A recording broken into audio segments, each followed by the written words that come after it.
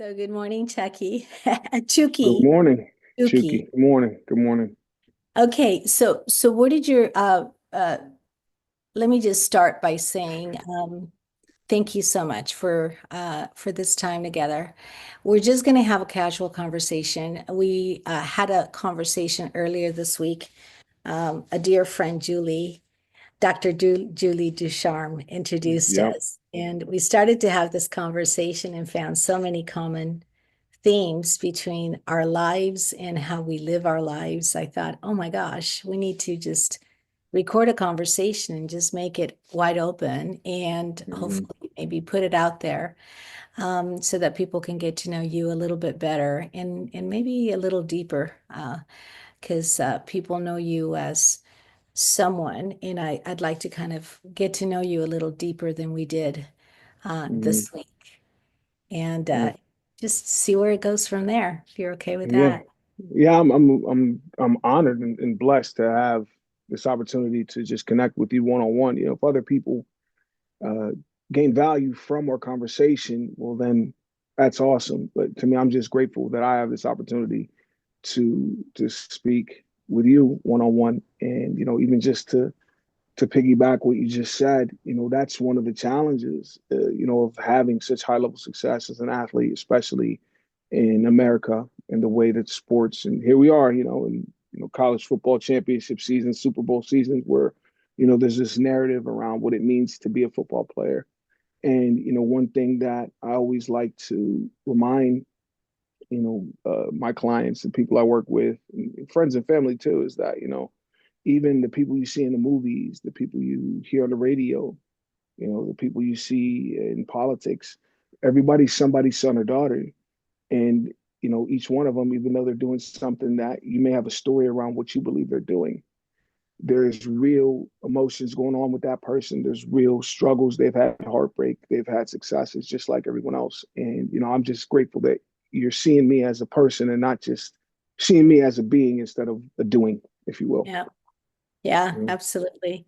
I remember having a dialogue pretty recently with quite a few football players, and we did a roundtable at the Rose Bowl, and I'd love for you to meet some of the people that were that have said some of these things, and I know you know many of them, but uh, know. many of them, some of them were already football players and playing right now and pretty superstars. And then some of them were people who left in because of an injury or some things. And we also had their mother with us. Mm-hmm. And so I got an opportunity to really understand from a mother's perspective and from a parent's perspective, and then from a community perspective, because many of them do so much in the community. And I feel like, first of all, we're all humans.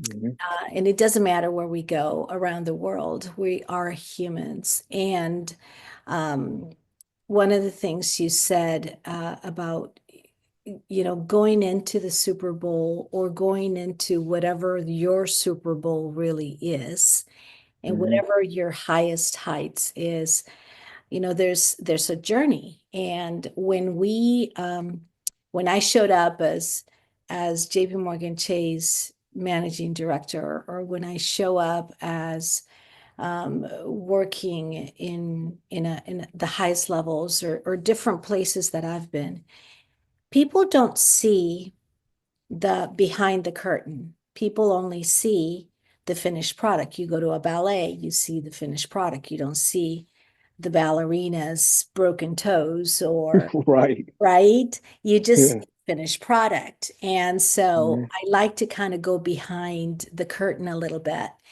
and really understand kind of how you think. I know you've had a lot of training, but let me take you back to the time when you've had the biggest,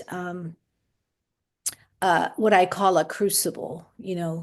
A crucible is a time in your life that was so in the moment, like so overpowering that you just felt, how in the world am I gonna crawl out of this moment? Hmm. And what was that crucible? How did you find your way? Whether it was when you were a little boy or as Hmm. an adult, and then how Hmm. did you find your way? And then today, how do you look back at it? So can you find in your mind a crucible? And I'm looking for things that people don't know about, people maybe in your childhood, or a Hmm. crucible. What was that point in your life? Yeah, there's a number of them. I guess it all connects back to the cycles and rhythms of life, and you kind of go through things, and there's a beginning, a middle, and an end to different chapters of life. So going Yeah. all the way back to childhood, I'm originally born in Pittsburgh, Pennsylvania, and both of my parents are originally from Nigeria, so first generation American. And we lived when I was real young, we lived in Squirrel Hill, which is the second largest Jewish community in the United States. And so, I remember from a very early age seeing the contrast between the energy and the culture inside the home versus what I was seeing outside. And, very young, I didn't question it. It just the way it was. And at the same time, there's a and again looking at the past through today's eyes, there's an element of confusion and not knowing what's right, what's wrong. And that was always, when I think back to my childhood, that was a main theme of always confusion about where I fit in, because at home, my parents, didn't really get along. There was um, a lot of strife between my parents, and it all goes back to their history growing up in Nigeria, because Nigeria was a British colony for a long Mhm. time. I believe it was 1960 is when they gained their independence. And once the British left, then the different tribes in Nigeria um, were not getting along. Kind of playing that same role that the old British rule used to play, and everyone's jockeying for position. They've got beef with one side for this reason, historical things. And my parents were from two different tribes. And so, coming over from, Africa to North America, I imagine, I can't speak for them, but I'm just going to fill in some blanks, knowing both of them, that, I believe that they believed that being here in the United States, that strife between their families didn't matter, but it did. Yeah. And I saw it, through domestic violence, a lot of really intense things that don't need to get into any details. But for me, it made me just want to be outside the house. Like I just didn't want to be there. Like as a kid, I got emotions, I got thoughts, I got things I want to say, but in that atmosphere, I felt like nobody was listening. Yeah. So I was always running outside with my brother, my sisters, my boys from the neighborhood, just playing sports. And it was the contrast of you know being at home and feeling like I didn't matter in this tribe to playing a sport, team sports, where all of a sudden I did matter. I was an important part of it and I was pretty good at it. So I was seen as a leader. And in that context, I felt good about being me. Like that was the first time I actually liked myself. It was only when I was playing sports. Everything else in life back then as a child, it felt just tense and very unsure of myself. So And that was so, like your place of your happy place, if you will. We mhm, always find a place where we can kind of hide and be mhm. content within ourselves. And so that was your place. So you had some really good friends. Were they friends or were they only sports friends? No, well, as kids, when, I'm talking, 6, 7, 8 years old, it all kind of blend together. So, I just began to develop tying my identity, you know, the identity of coming from a home where dad and mom are always fighting, or, you know, coming from a Nigerian culture, being around, US, the challenge of being accepted at home, the cultural norms of where we're from at home versus what's acceptable with friends at school or in the neighborhood is, I felt more comfortable in that context outside the home because of sports. So to me, it all kind of blended together early in life, and I began to identify myself in that sports context. And so that's where my journey in sports began, where I decided at a very young age that I wanted to love myself like this forever. Yes. And that's what made me want to play sports. A lot of people always think like, okay, did you always dream of being on the Steelers? I know you're from Pittsburgh. It's like the funny thing, Dr. Betty, is that never crossed my mind. It Oh, wow. never crossed my mind. I kind of wanted to be out of Pittsburgh. So like, because Pittsburgh was home and home was I Yeah. wanted to, but the thing is, home is where I was, my greater purpose is beyond football, and home is where I was needed. And I didn't know what I didn't know as a kid, and I didn't know what I didn't know when I got drafted by Pittsburgh. But Right. now in hindsight, it's like, no, everything happened the way it was supposed to. And Yeah. so the challenges of being, a first generation, African kid in white society, the challenges of, not really understanding the dynamics between the definition of family. My definition of family was pretty messed up, Yeah. very early, and now I've redefined that. And if I didn't go through all the things I went through as a kid, and then talk about another crucible after I left the NFL, after I'd spent so many years building my identity, and then losing that, and kind of going through that cycle and rhythm again later in life, which is what led to what I'm doing now. Everything had to happen the way it did in order for me to serve my highest purpose and find my path. I So, agree.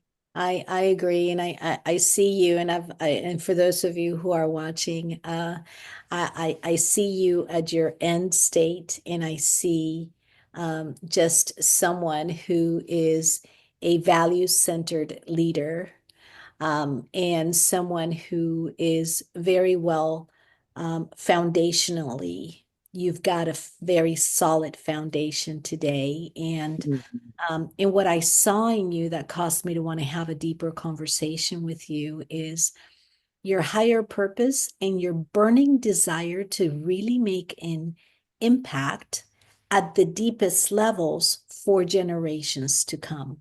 mm-hmm, And absolutely. that's something that I think there's so many parallels in our lives, in your life and in my life. The domestic violence, I understand.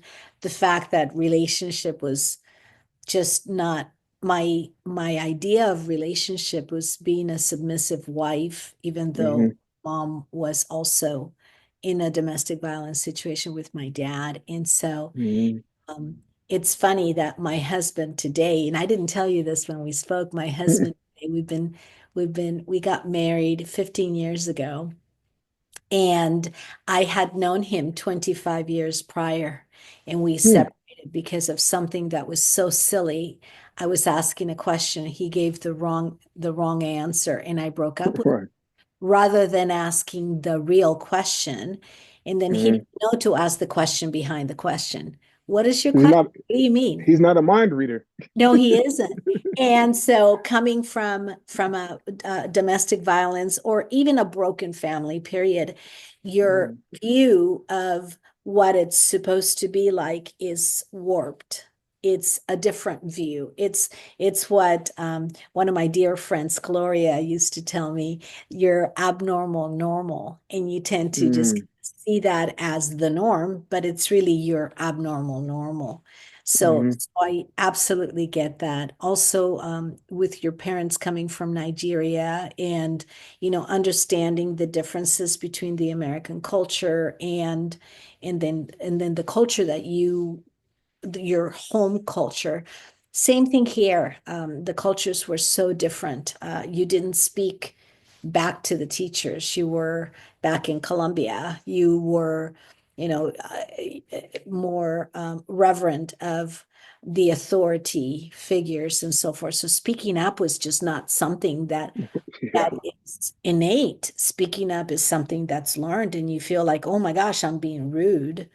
Also, Mm-hmm. talking about yourself, I mean, you've been a champion NFL player for many years, Mhm.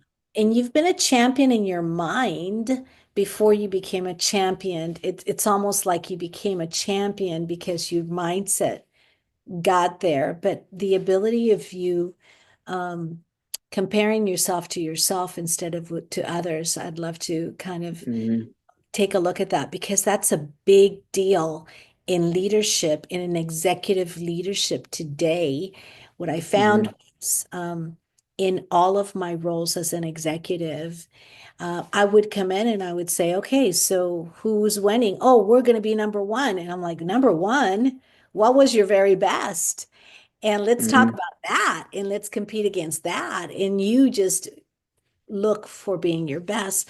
So tell me about a little bit more about um, how you found your identity, when you found your identity, and as a Mhm. man, and as a father, and Mhm. as a husband first.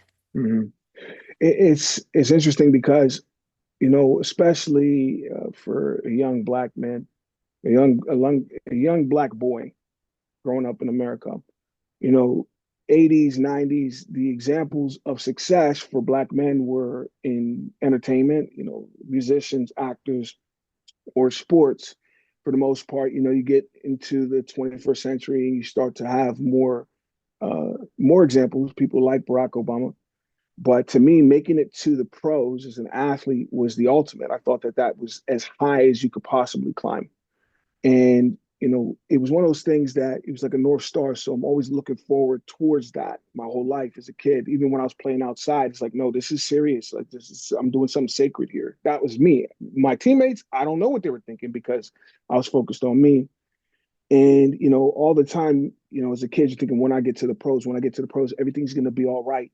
No more pain like it was at home, no more money issues, no Uh, more people looking at me like I'm less than because I'm black. I'm not black. I'm a Steeler now. So I thought that everything would making it to the pros would fix everything.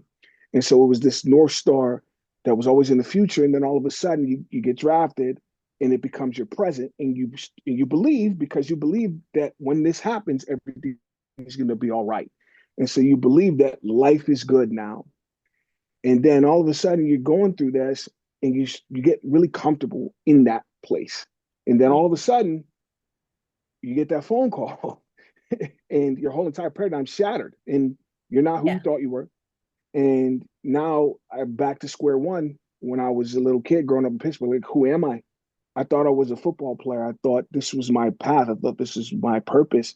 And all of a sudden it wasn't. And that's when things start to spiral downwards.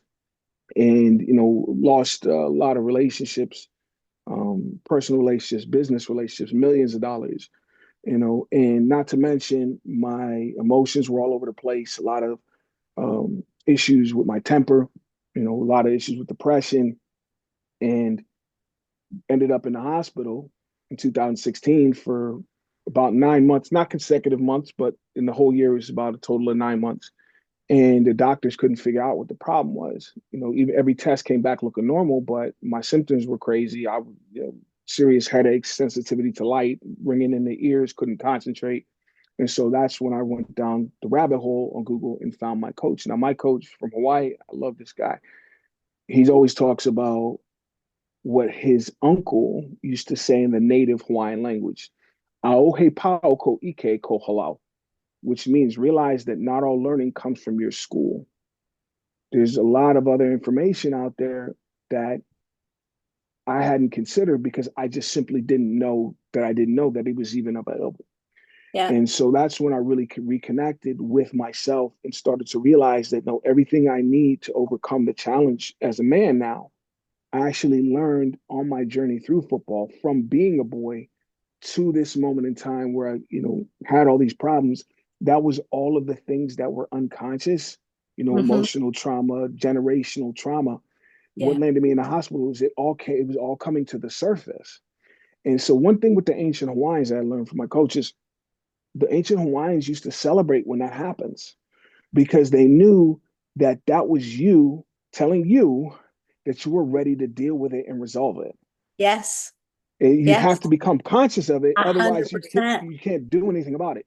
So once I changed that perspective on the struggles I was having at that moment, that's when things, started to spiral upwards. Because it's like the way I put it is in life, everything's cyclical. Like, the moon goes around the earth goes around the sun. All the planets go around the sun. So everything's in a circle, nothing's in a straight line. And neither is our life. Everything's cyclical, cycles and rhythms. So, at different points in time from the struggle I was having at home, I found a way to take that cyclical nature of my life and start to spiral upwards as an athlete. Hmm. And then when I believed I had arrived and then got the wake up call from my environment that no, you haven't, the circle kept going, but it just started going in reverse. Yeah. And then I got to a point where it's like that voice in my head is like, no, this isn't it. I want to feel like my best self again. I want to feel like I did when I would go outside and play. I want to feel congruent and aligned and happy and proud and grateful to be me. And that's where everything I started learning about other cultures and reconnecting with my culture as an African, learning more about a lot of my knowledge of self comes through my study and learnings of the Hawaiian way. But at the end of the day, different languages, same point. Yeah. So it really, the Hawaiian uh, aspect of what I learned actually helped me connect back to myself in my lineage, my family. And so all of a sudden, I realized that all of the suffering that I went through as a child, or even all the suffering my parents went through as children through the Biafra, through the civil war that happened in Nigeria, and all of the suffering that their ancestors went through colonization and the slave trade and all these other things, that all of these things were part of my makeup. Yeah. And they weren't bad. They were necessary in order for me to fulfill my greater purpose now and to be Yeah. able to start a new trend for future generations.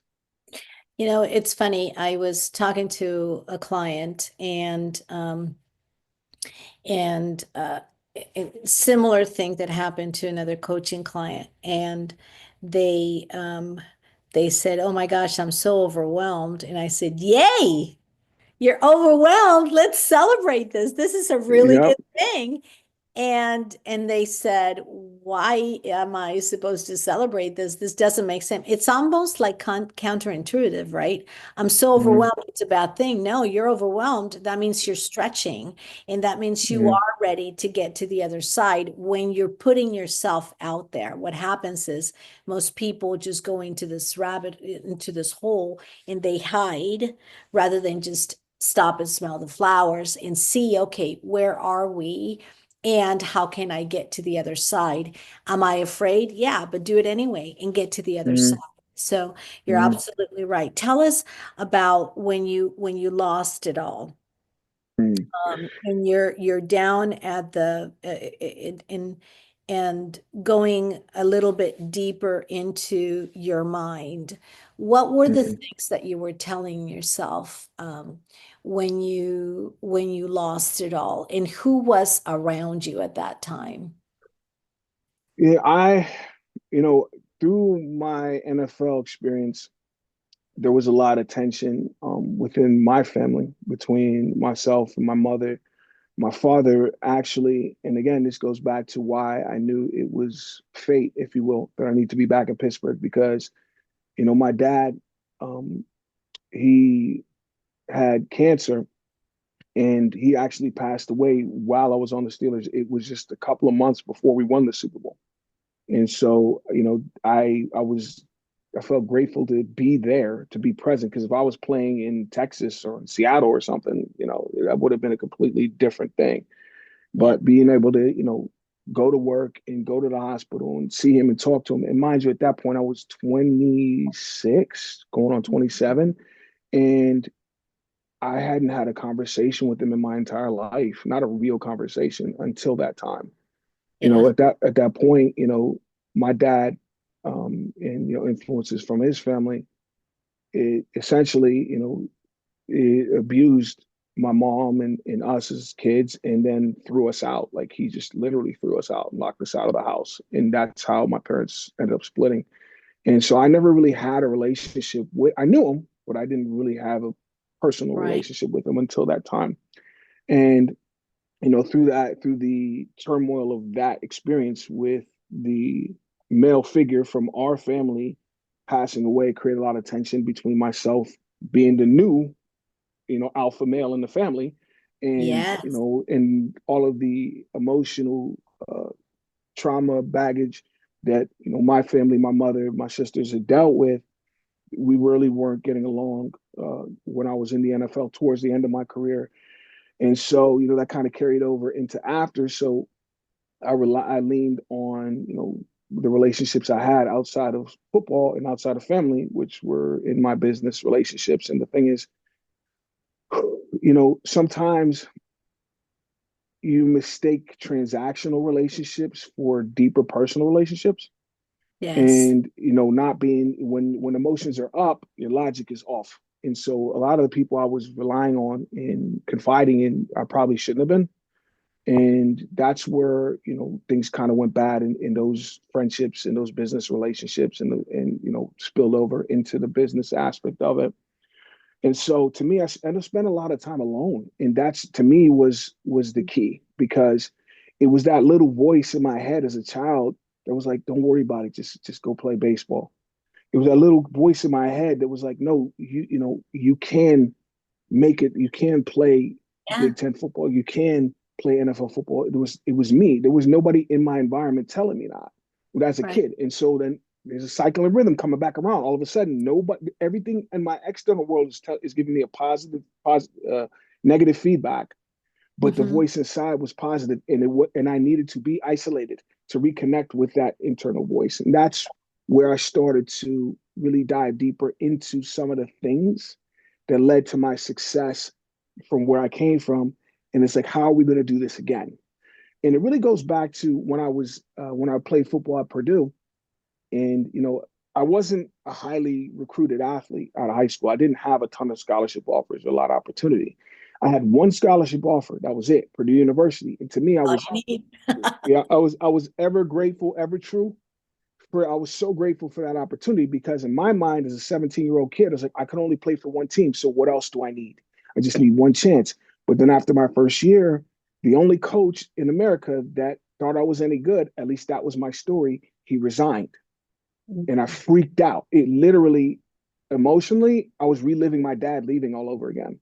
Yeah. And I found myself in a situation like, what am I going to do? All my visions for the future of being who I believe I'm meant to be are in jeopardy now. But it wasn't until I decided to go find something to set me apart. And, you know, playing Big Ten football, and eventually we end up going to the Rose Bowl and everything. But playing Big Ten football, we're playing against Michigan, Ohio State, you know, Wisconsin. Everybody's lifting weights, everybody's watching film, everybody's doing what they need to do to prepare to play physically. So I said, I'm doing the same thing. That doesn't give me any advantage. I need something more. And so I went to this used bookstore on campus and found it, just thinking this is all old information that nobody wanted. And I'm going to find something here that no other football players know. And Oh, I nice. found it. And I found it. And the title of this book is The Secret of Creating Your Future by Dr. Tad James. And I said, the secret of creating my future. This is what I want to know. So, you know, I was 18 at this time, grabbed the book, sat down on this dusty hardwood floor in the bookstore and just went deeper into it. After about 10 minutes, I put the book down. I said, I don't know what this guy's talking about. He's talking about energy and emotions in Hawaii and all this stuff. And I said, maybe this isn't what I need. And so I started to get up to find something else, but I was stuck. And it was like the title of the book was glowing at me, The Secret of Creating Your Future. So I need to know the secret. So I grabbed the book and just kept going deeper until it made sense. And then it clicked. I put the book down, I sat down, and I said, I think I get what he's saying. He's saying that for me, the world that I think is out there is actually all in here. And with learning this stuff that he's talking about, the ancient Hawaiians and the power of language, if I learn all this stuff, I can control what's in my mind. And so my 18-year-old logic was, well, what if I learn this secret, I can control my world. And then Yeah. getting to the NFL is as good as done. And that's when I bought the book. And the thing is, this ancient Hawaiian, this ancient wisdom that I teach now, that I use as a coach, coaching executives, pro athletes, and whatnot. Ancient wisdom, modern application. That's I learned it that day in the bookstore at 18. But it was Mm. my it was my secret. I never told my roommate, I never told my Oh, teammates, I never told my coaches, I never told my mom. This was my thing. It was my secret. And I believed it was what was going to get me to set myself apart and to finally create the future that I saw for myself as that 7-year-old kid. And I did it. And then all of a sudden, when I got that phone call, then that vision, that paradigm was shattered. And I realized once everything falling apart and I was alone, I said, oh, wait a second, we've been here before. We've been here before. And so then that's when I, went down the rabbit hole, connected with my coach from Hawaii, and really reconnected with myself. And so then now I realized that the foundation of my professional life now isn't my experience as a football player. It's learning how to take control of what's going on in here, yeah. because what goes on in here controls what's going on in here. And their emotions are just energy in motion, emotions. And how that energy moves is all based on what story I'm telling myself about myself in the present, and all the things that happened in the past, being able to tell those stories in an empowering way, and only accepting stories about my future in which I am I'm that empowered individual that I believe I am in the moment. It's got to be aligned and congruent through and through. And so Like, once you do that, then it bleeds into life as a professional, as a parent, as a husband, as a friend, as a son, and you start to really show up authentic in every aspect, in recognizing that your role is, as those kids were right when I was outside playing baseball.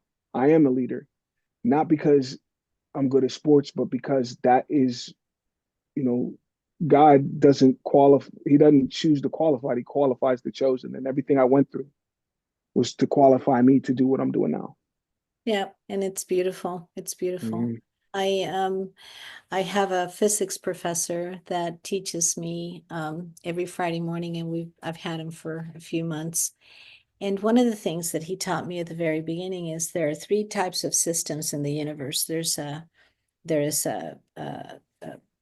closed system, there is Mm-hmm. an open system, and then there is a hybrid system. Mm-hmm. And he calls it an isolated system, and that's how they call it in physics. The reason I started studying physics is because that's how God made the universe, and there are the laws of the universe, the natural laws of the universe, that Mm-hmm. when we go around along the laws of the universe, things flow easier than when we go against the laws of the universe, and everything Yep. that was made. So there are those three systems. The closed system is a system that does not allow anything coming in, any matter in or out. Only like Mm-hmm. energy. If it's hot, then the heat comes out. But if you can imagine a pregnant woman and the baby being inside of the womb, it's a closed Mm-hmm. system because the amniotic Right. sag keeps the baby inside and keeps it safe. But it Mm-hmm. also, it's almost like coming to America. For me, I put up a wall so big that I would say you can't hurt me because of what I saw my father doing to my mom. And so people Right. wouldn't allow them. I wouldn't allow people to come and hurt me, but I also didn't allow people to come and love me. Right. So that's a closed system. Mm-hmm. An isolated system is a system that isolates itself. It's almost like you're in an island. You're open, but you're only open to this island, and you just don't allow other people. And then an Mm-hmm. open system is a complete open system that allows anything to come in and anything to go out. Mm-hmm. And what I've learned is you are like an open system with a filter, and which is the optimum system to have. Why a filter? Because and I tend to draw things, And so when you talked about having the positive things inside and then the negative things outside, um, in so this is kind of what I drew when you were talking. And so you have Mhm. the positive inside, and then you had all of the negative outside. You almost had to isolate yourself and just really think about, okay, this is what I've got. So when you have an open system, so instead of this being closed, now it's an open system and you allow things in. When you have a filter that filters Mhm. what goes in, then what happens is you understand that people are going to be jealous, envious, mad, or want to bring you down. And that's Mhm. why you create that filter. You still an open system. And one of the things that I love about you, Chukky, is that you are an open system, meaning that you receive the wisdom and then you're here to give it away. You're not, I got Mhm. it and I got mine. And a lot of Mhm. people tend to do that, women in particular, well, because we don't work really well with one another in general. There's some exceptions, and I can tell you about incredible women in my life. But in general, we don't work well with one another. Look at Julie, Right. for example. She's amazing. Oh my goodness. Let me just tell you about Chukky. Mhm. Here's his number. And I do the same for her. And let's bring you Mhm. into D100. Let's do this. But what I see in you is your ability today as a man and as a leader and as a coach and as a speaker, that you have mastered the art of being an open system and being a positive individual who really imparts wisdom on society. And Mhm. as a result, by you doing this for leaders who affect leaders, you're making an even bigger impact. Well, that's the goal. That's the goal. And it goes back to like some of the things that you mentioned. Two things I wanna speak on that you spoke about. When you talk about the client who felt overwhelmed, you're like, "Yep, that's good. That's good." Again, that's the way in ancient times, a lot of cultures, that was the natural reaction. It's like, "Oh, Yeah. this is good." Now we're like, "Oh no, this is something to run away from." So when people go into that hole and hide, it's like, who are you hiding from? If you're feeling overwhelmed, feeling that's something that's going on inside. So Correct. you can hide all you want. You're not getting away from it. And No, so, and if you just understand the way that the universe works, is these things are coming into your consciousness because it's something you need to learn. So, like a lot of the stuff I teach, especially, I teach, the ancient Hawaiian ways, and a lot of what I do, modern wisdom, ancient wisdom, modern application. So a lot of it comes down to those natural laws that you're yep, talking about that you learn through physics. And so I always like to connect my clients and teams, groups I'm speaking to, connect them to understand these laws. And so like even when we have the event here in February, going into the She Talks in March, that's part of what I talk about is these natural laws. yep, And so the way I put it is the Hawaiians were very metaphorical. So I always like to put these, you know, what do you call it? Psycho spirituality. I'll call it kind of yes. psychology, kind of spirituality. So psycho spirituality, I like to put it into what I call NFL, normal functioning language. Yes. And so the way I put it is, how do we align with the universe's laws? Well, the way I always put it like this: Mother Nature is a big woman. She's big, she's strong. And so my arms are not long enough to box with her. She will win every time. She will beat me down Yes. and make me regret ever challenging her. So, what makes sense is to learn her rules and align myself with it so we Yes. can get along. And I'll never have to fight here and she'll never hurt me. Exactly. At the end of the day, if you think you can run away from that feeling, that's you're fighting Mother Nature now, You and are. you're not going to win. You're not going to Nope. win, and so Nope. that's a big thing is understanding that overwhelm. that feeling, it comes into your awareness. If I feel overwhelmed, feel. That's one of the five senses. That's the kinesthetic sense of touch, Mm-hmm. feeling. Yeah. So there's a saying that I learned, through, I actually first learned it when I was 18 from that book by Tad James. And the idea is, this was the one that made everything click for me when I was 18, is the idea of perception is interpretation. Mm-hmm. Perception is interpretation. Yes. Perception, what does that mean?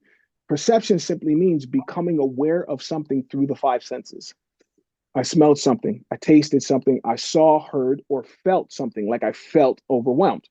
Overwhelmed, we'll get to the overwhelmed part, but just that feeling, becoming aware of that feeling, that's perception. Now, interpretation is the action of giving meaning to that which I perceive. Yes. So perception is interpretation, is I perceive this feeling and I interpret it to mean I'm overwhelmed. Mm-hmm. And so as soon as I put a label on that feeling, it Yes. becomes my reality. And so here's the thing, is the feelings inside me. So I get to choose what label I put on it. Yes. And most people don't believe that they have that power. You do have that power. To me, it's like, if I'm feeling it and it's not killing me, that's actually a sign from myself that, you're about to elevate the way you live. Huge. Once you don't label it, just observe it.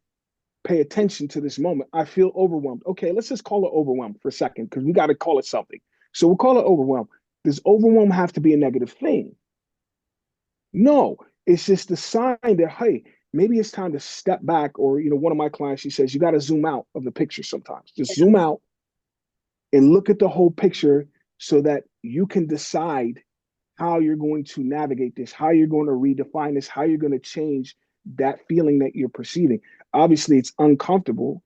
Yep. So, what can I do to change the way that to change the way I feel, Yep. so that I can change because that emotion becomes the energy behind all of my actions. And most people don't know that they don't know that thinking is an action, speaking is an action. And Yeah. so, Because the thinking, your brain is, did you know that when you're sleeping, your brain uses more calories than your thigh muscle when you're running hmm, at speed? wow, I And you didn't know that. breathe, it's huge. Something that you bring up is equanimity, the word equanimity. And the word equanimity, Equanimity, equanimity. And the word Hmm. equanimity means seeing things as they are, not as you would want them to be. I taught that word in this concept 3 times to 3 different clients this week alone, because we tend to see what is happening to us in the interpretation of what is happening to us as reality. So Hmm. equanimity is the way I see it, and I learned this in my meditation in Vipassana. So it's almost like you put that situation right there. Hmm. And so I'm looking at this, whatever it is, and I put it right on my palm and I look Hmm. at it and I see what it is, seeing it as it is, not as you would want it to be. So observing it, Right. use that word. This is what's so interesting about there's so many different areas where we just so think alike. And so seeing things as they are and then not reacting in a negative way and not attaching something negative to something that everybody else seems to be perceive as negative. So when this client said, I'm overwhelmed a few weeks ago, I said, yay, you're overwhelmed. When my kids were little, you're going to like Hmm. this story. I'm going to make it really short. When my kids were little, we had a big party at my house. And I believe it was my Goodbye Betty party before I went to get my doctorate. I wanted to set myself up to win. So I had like 45 people that I was going to tell, hey, I'm going to be away and, set me up to win. And we had platters and so forth. One of my daughters had a crystal platter full of food, and the music Hmm. was going, and people were all over the house, and the platter fell down on the marble floor of this one room I had. And you can imagine Hmm. the noise that it made. And Right. we could hear everybody in the room that was an invitee go, oh, and my daughters and I instantaneously went, yeah. And the kids were like 8 years old, or now 28, 29, 30. And Mhm. um, and that's the reaction they got to something that fell. And my idea back then, and it's something that you and I are talking about, when something goes wrong, it's not happening to you, it's happening for you. So stop and take a front row seat and see what opportunities are there that are going to take you to the next step. This Mhm. a client last week, I said, "Hey, this could be the best thing that happened to you." Mhm. It actually was the best thing Absolutely. for them. And Mhm. so, yeah, I love what you're teaching. I love the way that you go about educating your clients and the people that you speak at your audiences. In fact, man, I'm gonna invite you to do some speaking in some areas that I know, Mhm. because I just think that there's everybody in the world should be listening to you, and a lot of people that are stuck, they could actually learn how not to be unstuck.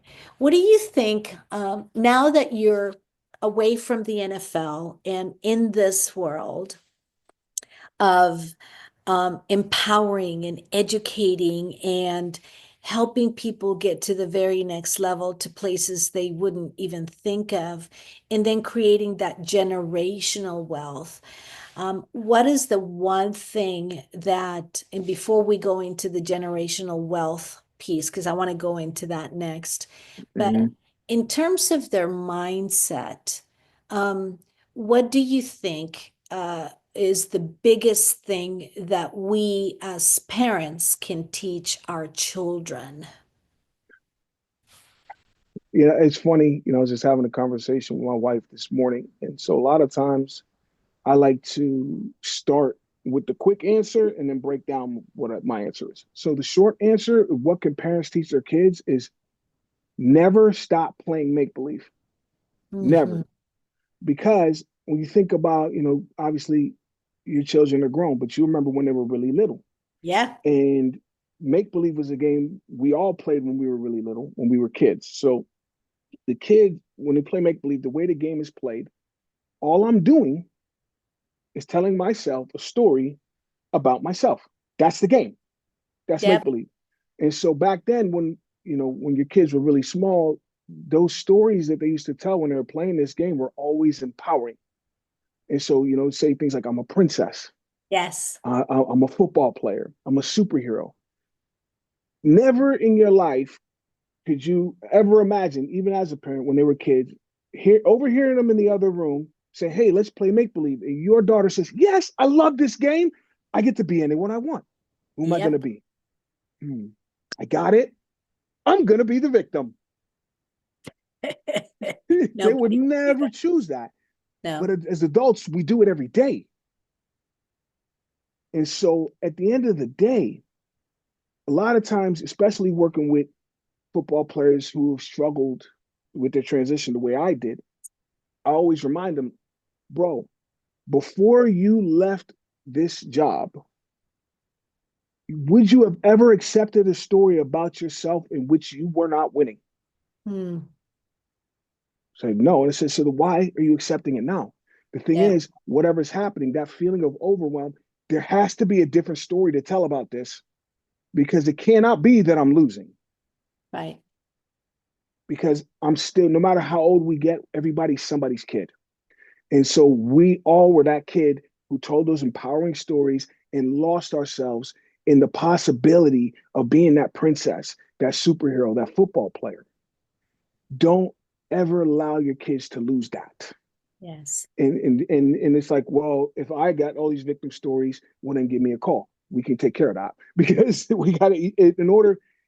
A lot of times when I'm teaching these things, going to workshops, I've worked with retired military, first responders, police officers, and in the end, because I put it in NFL and use a lot of, metaphors, analogies, instead of talking about I can get real nerdy with it and use jargon, but then I lose people. So I like to paint the picture with stories, kind of the way that the ancient Hawaiians did, or the medicine men, or the Just like shamans, or whatever. Jesus did when he came on this earth. It's, Exactly, talked exactly. And about so parables. a lot of Yeah. times they'll say, "Oh, you should talk to my kid. You could really help my kid." And I said, "I I could talk to him, but you're the number one influence in their life. So the best way I could help them is to help you."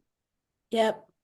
And it's how many times do parents we want the school to fix our kids, but realizing that at school, how many meals do kids typically have at school? One, lunch, right? Mhm. Which Lunch. means they're having breakfast. Generally speaking, they're having breakfast and dinner with you. So you have twice as much influence on what the value of what they're putting in themselves. Lunch is food, but it also during that time, sitting at the table, all their friends are putting stuff into their mind. Mm-hmm. So at breakfast, as a parent, what are you putting in their mind? At dinner, what are you putting in their mind? What is the vibration of the house when they're going to bed? Because that is going to permeate until they wake up the next morning. Yes. And all of those things, oh, you put the kids to bed and now you're fighting and you think it's not having an effect? No, it is, because that energy is going to dominate over whatever the school is doing. And so it's all about understanding the story of ourself as a parent, how that story relates to my story about us as a family, Yes. and how does that story trickle down to the children?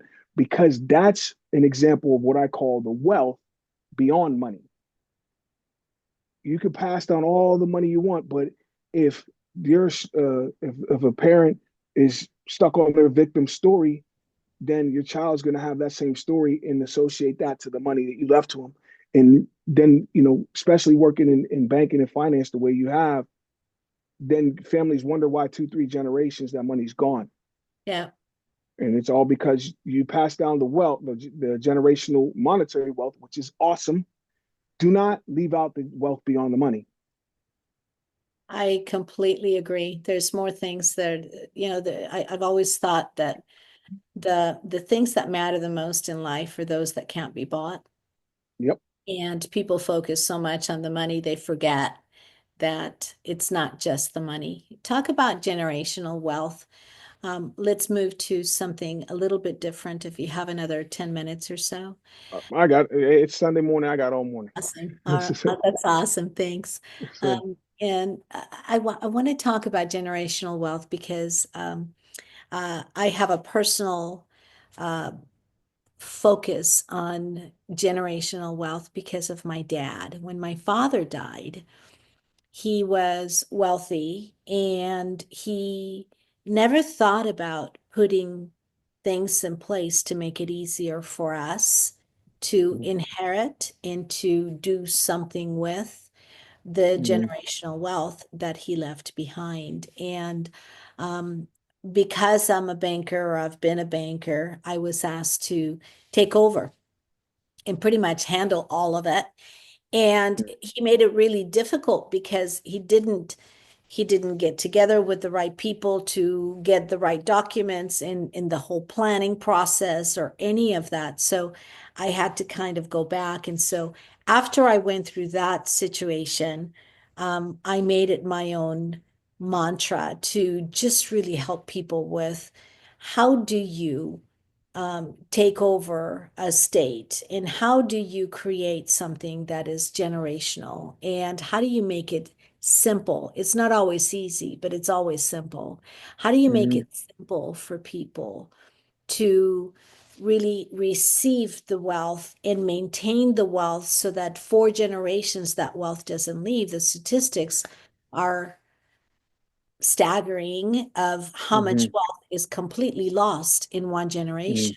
Most of right. it because they didn't work so hard to earn it. They just received it. And then a lot of the people are not used to having that much wealth. And so it's like the lottery winners. Most of my clients that were lottery winners were asking for 250, $500,000 loans right before they got the next check. because they weren't Mm. used to it. So walk us through your passion for generational wealth and how do you help people do that?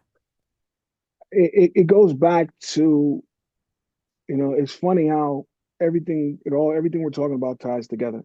And it all goes back to Mother Nature and those laws of nature. And so like what I've learned, through the Hawaiian culture, and these are esoteric learnings. They're not exclusive to Hawaii, but it's just the context in which I learned it. And so one of the laws of nature that I learned through the Hawaiian culture is the law of creation. Mm. And what the law of creation says is when two energies come together, they create a third entity that's more truer than the first two. And so when you think about two entities merging and creating a third, you're talking about having a child, creating a family. So that third entity is the family, and the child is a representation of this third entity. And so when you look at your story specifically about the challenges, some of the things you witnessed in your father, some of the challenges, that you witnessed in your mother before and after moving from Colombia. So when they created you, you are actually an evolution of the two of them. And Right. so it's like once they create a third entity, you are truer than the two of them. So a lot of the things that were unconscious to them that led to their behaviors, that led to their attitudes, Oh, yeah. all of a sudden you're like, wait a second, time out. I don't know. I get it because I get you because I came from you. Right. But what if that's my job to fix in this lineage? And Hmm. so when you talk about the fortunate couple of generations later where they didn't have to work for it, the thing is, isn't that the point of building monetary wealth is so that they don't have to struggle? You don't want them to struggle, but you do want them to get the lessons. Yes. And so and the thing is, that's where the universe, Mother Nature, God, Source, whatever label works for you, that's where that predetermined destiny, your higher purpose comes in. You had to go through going from feeling like a princess in Colombia to being broke in America.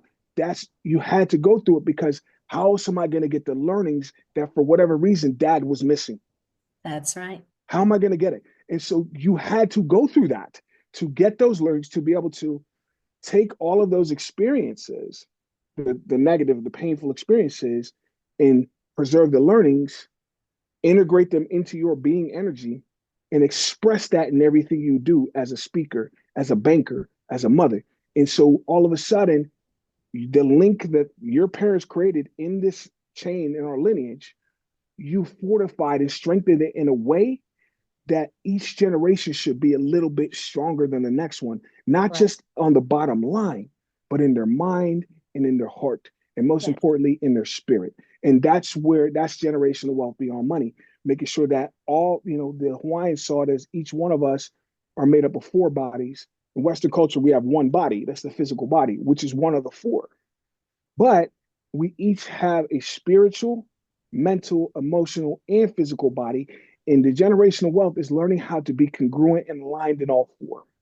And so that physical body isn't just your physiology, that's part of it, but it's your physical world, including anything you have, Yep. like money. So if your spirit's not right, if the story you're telling yourself's not right, and you're telling stories about the emotions as being negative, overwhelmed, angry, sad, depressed, not good enough, whatever, then that's going to be the energy you associate with what you have. Yes. Your family, your money, your job, your health, all of that's in the physical body, and it's a trickle down effect. So we got to first align ourselves with Mother Nature, make sure that our thoughts are consistent with understanding that Mother Nature loves me.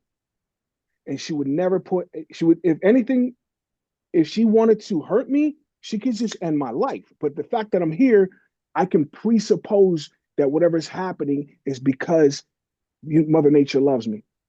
And so, because of that, I'm not going to tell this story because I know Mother Nature loves me. I'm not going to tell the story that I'm overwhelmed. Right. I'm going to say, what does this mean about the love that God or the universe has for me. And so here's another analogy, more NFL. Every negative experience we have is what I call a banana. It's just a banana. And a lot of people, what do you mean it's a banana? I said, listen, imagine that kid, the kid that's playing make believe, has never, she's had broccoli and she doesn't like broccoli. Mm-mm. She's never had a banana. And so all of a sudden, you come and you say, here, I have something for you. You're going to love it. And they're like, what is this? Like, it's a banana. So, and so the kid goes, where did you get it? I said, it grew from the earth. And she's like broccoli? Oh, I don't want that. And like, no, no, no, no, no. No, it's different. It's different. It's actually like the opposite of broccoli. It's sweet, it's nutritious, it's delicious. You're gonna love this banana. You're gonna eat them the rest of your life. And the kid's like, oh, really? Oh, thank you. You're like, okay. She's like, I can have this. She's like, I saved it just for you. It's your banana.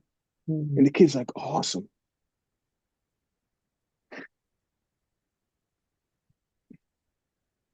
Remember, I've never, how do I eat this? Because they don't know the basic instructions of how to eat the banana. So, but once they learn the basic instructions or the rules of nature and how to be this thing that nature created, this banana or your problem, whatever you want to call it, how do I get the value of this? Once you learn how, then you start to see how much more value there is than the stuff outside. Because what the kid did was they didn't know how to eat it. So instead of peeling it like we know, they turned it over to that little black thing and bit into it and like, see, I knew it was like broccoli. Mhm. No, no, that's just the part on the outside to protect the value of the lesson. And so every heartache is just a banana. And what you need to learn how to do is peel it. Get rid of the part that doesn't taste, sound, look, or feel so good. Get rid of that. And you'll see how much more value there is inside that experience. And here's the thing, we live in a world of GMOs because we got to produce a lot of food for a lot of people. So bananas have been engineered to take the seeds out, like watermelons, right? But Mhm. the way Mother Nature created it, bananas have seeds, which means once you learn to take your that painful experience and peel the banana, not only is it going to nourish you in the moment, but it's going to nourish the future generations. Your job in your generation is to peel that banana and get the learning. And if you take that learning and impart it on the next generation, then that wealth beyond money will continue to the law of inertia. There's the physics kicking in. The law of inertia is going to continue to grow generation to generation, and the association with the monetary wealth becomes that love that the universe has for me. It's so simple, but it's not simple and easy are not the same thing. But the thing is, a lot of times I'll say, going to my process and how I teach it in the basic instructions, the 4 steps. So the first step is peeling that banana, or what I say, release. Release, letting go of the past. And people say, yeah, but that's difficult. And I say, yeah, I can appreciate that. It was difficult to tie my shoes when I didn't know how to. Mhm. It was difficult to ride a bike. I remember when I went to new school in 3rd grade and they had those cursive letters up above the board. And I'm like, I just learned how to write them the regular way. You want me to do that? But eventually, now I'm writing my name like this. So once you learn the basic instructions of how to let go of the past, it becomes as easy and natural as tying your shoes, riding a bike, or writing your name. You just That's have to make the decision is I want to get as good at letting go of the past as I am at tying my shoe. And once you make that decision, that's when they come see people like yourself. And let me show you. Like, okay. And then step by step, for a long time riding that bike, dad had to hold the back of the seat. But eventually the goal is to be able to ride on your own. yeah. And that's where coaches, that's what I help people do is learn how to peel those bananas, get the learnings, put the positive energy that the experiences, the value of what the universe has provided, put that behind all of your actions, and don't be stingy with it. Don't be greedy. Share it with the world, because then we as individuals can play our part to raise the vibration of everyone and make the world a better place. Whether you live on an island like Hawaii or you live in a country the size of China, It's the same principle. Yeah, that's beautiful. So Mm-hmm. the first step is taking the peel off and Mm-hmm. learning. It's always difficult until it's not, right? Yep. It's not when you take Precisely. time to really educate yourself and you get somebody like yourself to coach you through it, because a lot of the times when you're in it, you can't Mm-hmm. really see it. But like my friend Michael Gerbert, who wrote more books on leadership than anybody all over the world. And he says, Mm-hmm. when you're in it, you can't see it. But when Mm-hmm. you're on it, you can. And sometimes it's difficult for the person who's in it to be on it at the same time. And that's why you need someone who can take a look at it from a different perspective and then help Yep. you get on it. So it's Yep. difficult until it's not. So that's the first piece. And then Mm-hmm. there's three more steps after that. What are the Yes. rest of the steps? So basic instruction number one is release, let go of the past, peel that banana. Basic instruction number two is okay, I know what happened in the past. Now I'm not feeling, I let go of the anger, let go of the guilt, let go of the shame, the sad, oh, peel that banana. And so I got the lesson. Okay, cool. Now I'm not angry, I'm not lit up, I'm flat. Basic instruction number two is what do you want your future to be? Mhm. That future may be next week. It may be my next romantic relationship. It might be my next child. What do you want the next chapter to be? And so basic instruction number one, release the past. Number two, decide your specific desired future result. And so what it really comes down to is a lot of times people will say, whenever I get into a discovery call with a coaching client, I'll say, okay, first thing I need to know is what's your goal? And they'll say, oh, I want to grow my business. I want to start a new career. I want to get out of this job. I want to be an entrepreneur. Awesome. My next question is, for what purpose?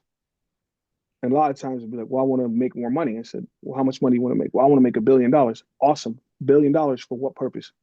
Mhm. And a lot of times people don't have an answer to that. And what I say is like, listen, if I offered you, like, I remember when I was younger, I used to really be into material things, and I had like my dream car, right? It's like when I get to the NFL, this is the car I'm gonna get. I'm gonna get wheels bigger than anything you ever seen on a wagon, and we have a Yeah. system that's loud, and so I had my dream car. And so like I'll say to the client, I say, if I offered you a choice between your dream car or the exact money down to the last penny that would enable you to purchase this dream car, which one would you choose?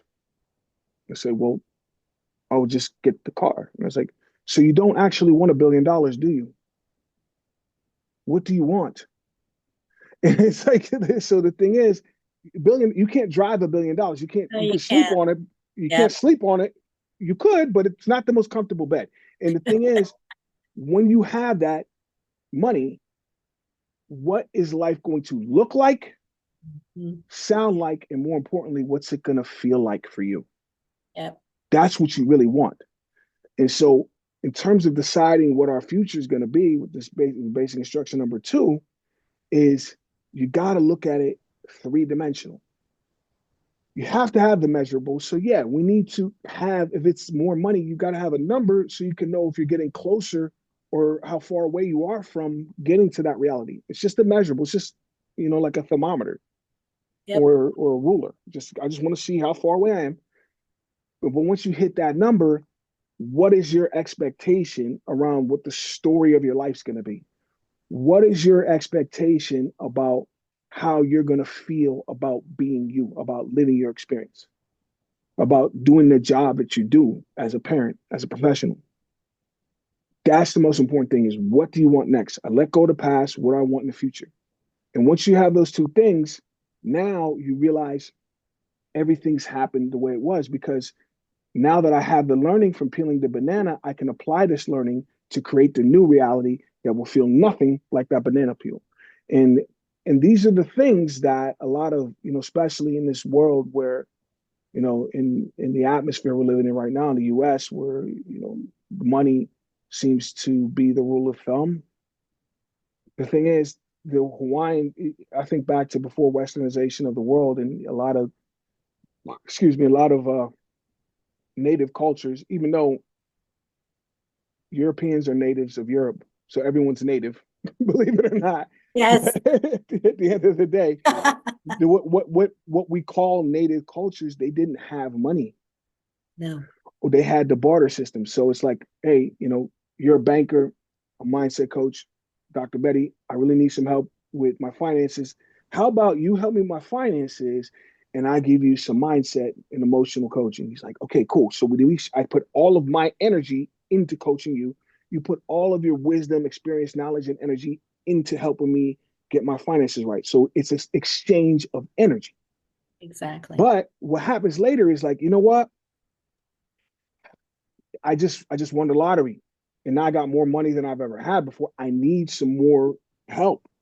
I can give you some more coaching. And you're like, Chukky, you solved all of my problems. I don't need any more coaching. But you know what I do need? Some bananas. If you get me some bananas, I give you all the financial help you need. And I'm like, shoot, I got to go find somebody with some bananas. And so I get to them and they want something else. So then I got to go find somebody else to get, and it's these 3-4 way trades. And it got complicated. So we came up with this thing called money to make the exchange of energy easier, which it did. But the thing is, back to Mother Nature and the laws of nature, it's what you call the law of harmony. Everything in life is made up of a dichotomy of positive and negative, positive and negative. So all you have to do is look around you at any point in history, and you'll see this law at play. You've got man, you've got woman, you've got day, you've got night, you got hot, you can't cold, you got cold. I can't even make sense of the color black without white. So with the benefit of making the exchange easier, we also are going to get a negative effect. And what's the negative effect of what the effect that money's having on us as a society is now the responsibility of the exchange of energy is now outside of me. It's not my fault, it's Ben Franklin's fault. So when I look at I go home, I look to my right, my neighbor's got a new Audi. I look to my left, my other neighbor's got a new BMW. And I look at Benjamin Franklin, I'm like, this is your fault. Why don't I have a Mercedes? No, no, no, no, no, no, no.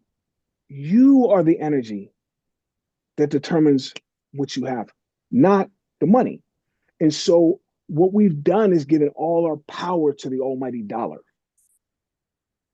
But before money, people had power.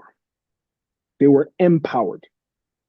And now in a world that's very externally focused, we're looking at social media, we're looking at YouTube, we're looking for the next guru. I'm going to another Tony Robbins event. It's like I love Tony Robbins. There's so much I love about Tony Robbins, but at what point am I going to be able to make myself feel that way without having to spend ever much money or fly all the way to God knows where and spend all day in a football field sized stadium, letting him make me feel better? It's almost like we're, money, other people are the Wizard of Oz. And I can't manifest, for lack of a better word, I can't manifest the car, the house, the relationship, the money I want without Tony Robbins, without the wizard. And it's like, no, you're the wizard. Yes. I completely agree. I love that. Okay, so Mhm, you've now taken the the banana, you've peeled it, and mhm, now you've taken whatever came from the past, and now you know what you're going to manifest because you now can taste it, you can smell it, you can feel it, you know mhm, exactly what your future is going to feel like and be like, and then what? mhm. Basic instruction number 3: take the actions that are going to lead me to my desired future. And so it's like, I think back to, coming from where I came from, the situation I was in as a kid, to coming home as a Steeler, coming home as elite royalty, NFL. And a lot of things had to happen along the way, a lot of learnings, but a lot of action. In order to play football, I have to lift weights, I have to run, I Yeah. got to watch film, I got to study, I got to get rest, I got to. Back in the day, I had to go to class, I had to go to school.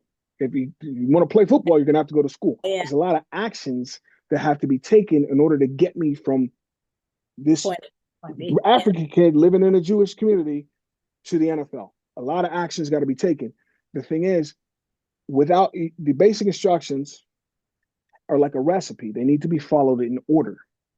So first, I got to peel the banana. I got to stop feeling like I'm not good enough. I got to stop telling this story that I'm angry or I'm hurt or I'm sad or I can't or I'm not. That's the banana peel. I got to get rid of that first so that, boom, preserve the learning, get back to just feeling whole, neutral, or the word in Hawaiian is pono, get pono. Then decide where I'm going next. And all of my actions have to be with that result in mind. Correct. And anything else is a distraction. Anything else is a distraction. So like mentoring uh, college football players. This was back in 2015. A couple guys that went to Purdue were going into the NFL, and I spent about a week with them. Went up to school and just connect with them. And I told them, I said, listen, if you even want a chance at getting drafted into the NFL, you've got to be an NFL player. And I remember one gentleman, he actually ended up playing in the NFL for about as long as I did. And he's like, yeah, that's what we want. We want to get drafted so we can play in the NFL. So you're not hearing me. An NFL career is having energy. Being energy is having energy is that physical body, is the Yeah. physical, the money, the strength, the car, the house, the girl, whatever. That's all physical.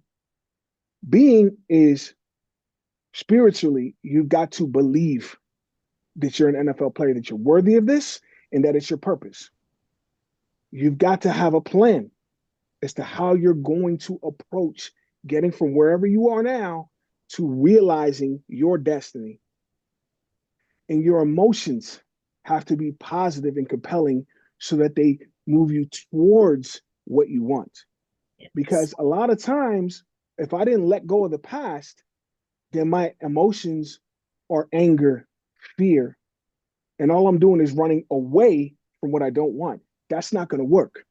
You have to be moving, compelled to move towards what you want. And so it all goes back to Mother Nature and energy. Energy in motion is emotions. So your emotions, the emotion behind your actions when you're lifting, when you're running, when you're communicating, whatever you're doing has to be consistent with what you would see, hear, and feel if you had an NFL career. Yep. And if they don't match, good luck to you. Yep. Not going to happen. Not going And to if it happen. happens, it's going to be temporary because you didn't really get rid of everything from the past and bring Mm-hmm. it to the present. And now you have a plan. When you have a plan, it's like success is when opportunity meets preparation, right? So you've Mm-hmm. got Yep. to be able to have this plan. And having the plan and putting it in the shelf, it's no good either. It's having the Yeah. really implementing that plan. So what's the last piece? The last piece is let go of the past. We know what we want. We're ready and willing to take the actions. Now all we got to do is be present and stay focused on the path because it's all about the laws of physics or laws of nature. Yep. And this is where the law of inertia kicks in. Mhm. So, things that are in motion tend to stay in motion. Yep. Things that are at rest tend to stay at rest. So you can have an inertia of being still. You can create Yep. inertia of inaction. It's very possible. And so it's like if I continue to cultivate my spirit, my mindset, my emotions, and I do that in a cycle that let that become the regular cycle and rhythm of my day-to-day life, then if I stay focused on that, on being congruent in that cycle and be present on the path, being realistic and seeing things, that equanimity, seeing things as they are. Like, okay, if I'm going to be an NFL player, I realize I'm only in 10th grade right now. You got to be Yep. present in 10th grade and Absolutely. recognize that what I'm doing is building the inertia so that naturally, when the time comes and I'm 22 years old and I graduated college and I played my career, inertia should take me to the NFL. The laws of nature should take me there. Yep. And so that's the big thing. the funny thing, I actually want to go back to a word that I used that I actually want to change. And it's basic instruction number 3. There's a difference between a plan and a strategy. Mm, What you want to have is a strategy, not a plan, because a plan is more like I know exactly what's supposed to happen, but you don't know exactly how it's going to come in. And so that's why if I was a kid and said, you know what, I want to play, I'm only playing for the Pittsburgh Steelers and nobody else. But what if playing for the Denver Broncos would indeed give me yes, I what I love want to see, what I want to hear, what I want to feel? You've got to give room for Mother Nature or God to deliver. If you tell them it's got to be like this, you're narrowing you the are. possibilities of Yep. what you're allowing to come in. And Yes. so to me, it's strategy is like, so I would say the plan is like, this is specifically what I want, which is okay, but just recognize that you may get what you want to see, hear, and feel, and it may not fit all of the criteria. Yep. It may not be exactly what you want. If I say I want this house, 555, Aloha Lane, that's the house I want. But what is that house? Well, it's 3 bedrooms, 2 bathrooms. It's got a pool. It's got a backyard. It's got this deck. I always wanted a white picket fence. That's exactly what I want. Okay. But what if 777 Aloha Lane has all of those things? It's like, nope, I want 555. It's like, time And then out. You see and what I then mean? some. Yeah. Yeah. And so it's like, that's why I just want to differentiate between having a plan is like, know specifically what you want, but that specific plan and that end result is what I'll call a symbol. It's a symbol of what I want. It's a symbol of the feel, the vibration that I want to I feel. like that. I like that No, word better. Yes, you I know. love the fact of symbol. Thank you for teaching me that because Mhm. we've always thought about, we always anchor ourselves in the future, right? Those of us who are planners or those of us who have reached a certain level, we anchor ourselves in the future. And 15 years ago, I anchored myself on my vision of what I wanted my life to be. And lo and behold, I wake up 15 years later, actually less than 15, and I'm living the life of my dreams. And how did that happen? Well, we installed it into our mind. We got rid of everything. And then your process is just so amazing. And what I love about your process, Chukky, is it's nice and simple. Mhm. Anybody can actually follow your process. Um, Yep. if anybody would like to get a hold of you, how do they get a hold of you? I've got 2 websites actually. Basicinstructions.com Okay. is, my web, that's the website for me, as well as Ali'iFamilyAdvisory.com. Ali'i is like Ali, like Muhammad Ali, apostrophe I, Ali'i. And so Ali'iFamilyAdvisory.com. The Ali'i were the Hawaiian royal family before westernization. And so it's really, that's where that name comes from.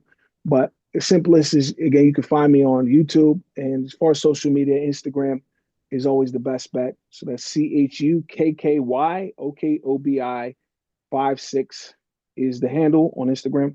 And yeah, just reach out, and then also, I'm on the other social medias, X and Facebook, LinkedIn, obviously. And so that's the best way to reach me. The big thing is we're getting the process is simple. And those 4 steps, it's like apply it in your life where it resonates. And so like I remember I was speaking at a high school and went over these same things with kids. I've taught this to 5th graders and venture capitalists in Manhattan, and it's the same principles. And I remember a kid was like, "Well, can you explain to us, you know, how to become empowered and get our result?" And I was like, "I just did. It's these 4 steps." Like, yeah, but what am I supposed to do? And I said, "See, listen, I can't tell you what you need to let go of. Who am I to tell you you got to let go of this? I don't know what you want, And so therefore, I don't know what actions you should take, Right. nor do I know how far away you are from where you are to where you want to be. So it's really about self-examination and having somebody like you, like myself, like my coach from Hawaii, to give you this perspective. And so I want to give you this one last analogy that something you brought up, and it brought this Yeah, this go ahead. analogy. Being a football player, you don't have to know anything about the sport. If you've ever seen one football play, you see how chaotic it is on the field. People just run around, hitting each other, all kinds of stuff. So I play center, the guy with the football who gives it to the quarterback. That was my position. So if I'm in a stadium, like here in Kansas City, in Arrowhead Stadium, it's loud, the loudest stadium on the planet. And I'm on the other team. I play for Pittsburgh, so it's really loud. And so rain's coming down. Doesn't matter what the weather's doing. We're playing this game. So the rain's coming down. My uniform's soaked. I get to play. I walk up to the line of scrimmage. If there's anybody in front of me that I have an assignment to block the guy, I can see him because he's right here where I'm focused. But there's a lot of things happening around me when I'm down on the line of scrimmage doing my job that I'm not aware of. Like, I don't know if the people behind me are where they're supposed to be. And I've done my job perfectly. I don't know how many times playing football and the play didn't work. And I'm saying to myself, I did everything right.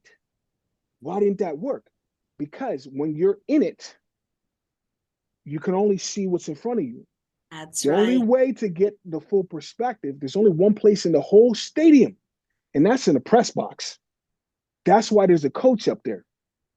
And so, like when you see a quarterback in football, sometimes you see him on the phone on the sideline. It's Absolutely. usually after a drive that didn't go so well. And he's Absolutely. like, Coach, they got 50 guys. I can't find any. What am I supposed to do? And the coach is here to say, hey, calm down. Let me give you the full picture so Yes. that you can make adjustments, learn the lessons from the thing that didn't work, make adjustments, and go out there and meet your objective. And so, when you talk about people being in it as opposed to on it, it's what I call, you got to go to the press box sometimes. You got I to love get out of it and just go to the press box and look at it. And the thing is, if you still have the story about everything's wrong, everything's messed up, I'm overwhelmed, that's where maybe you need somebody to help you peel that banana so absolutely. that we can get that emotion to quiet down so that the kid can think of a better story. And that is a perfect way to end our conversation. And you know what, Chukky, that is the best definition of why we need a coach and we need someone like you to keep people on it while they're in it and to be Mm-hmm. able to really learn the lessons and be able to pivot when they need to pivot and then be able to anticipate. It's really hard to anticipate when you're in it. You've got to be able to be on it. So Yep. thank you so much. So Chukky, you call yourself the African kid living in a Jewish neighborhood or community that went Mm-hmm. to the NFL. What a beautiful way to take a look at your career. I thank you so much for being Mm-hmm. here with me and for agreeing to spend this time together. It's been Mm-hmm. a very edifying time, and it will be a very edifying time for a lot of people who will get to watch either pieces of this or the entire interview. I'm Mm-hmm. just really truly blessed to know you.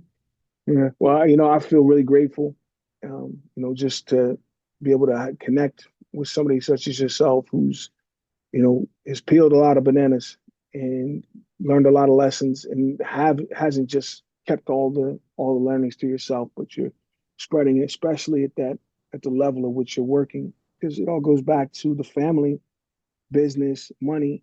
It's the leaders. It's like, who are we following? And the Yes. best way to heal society, don't care if you're black, white, or candy stripe, the best way to heal society is to help those leaders, help those people at the top so that they can impart their energy, their wisdom, their learning, their love on those that follow them in their relationships, in their families, in their companies, in their careers.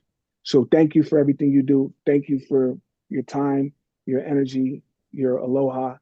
And I just look forward to reconnecting and seeing how we can collaborate and help even more leaders, more people, more modern day elite, if you will. Yes. I love So that modern day Ali'i. Thank you yeah. so much.